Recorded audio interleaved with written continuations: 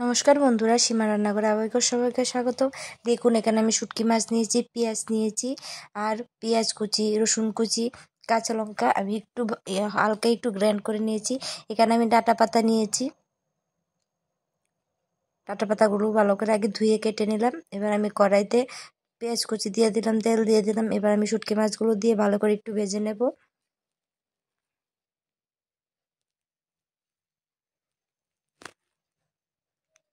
এবার আমি যে আদা, রসুন, পেঁয়াজ কুচিগুলি একটু ব্র্যান্ড করেছিলাম, এই পেঁয়াজ কুচিগুলি দিয়ে দেব, দিয়ে হালকা একটু কষিয়ে নেব। এবার কষানো হয়ে গেলে আমার ডাঁটা পাতাগুলো দিয়ে দেব, তাতে পরিমাণ মতো নুন আর হলুদ দিয়ে দেব। আজকে আমি ডাঁটা পাতা দিয়ে শুটকি মাছের ভর্তা বানিয়ে দেখাবো বা চাটনি বানিয়ে দেখাবো আপনাদেরকে। কিরকম লাগে অবশ্যই আমাকে জানাবেন।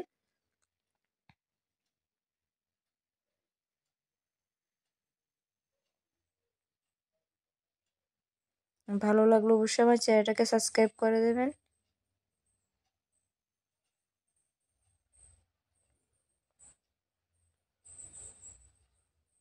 দেখুন, আমার ভর্তাটা প্রায় কষে গেছে।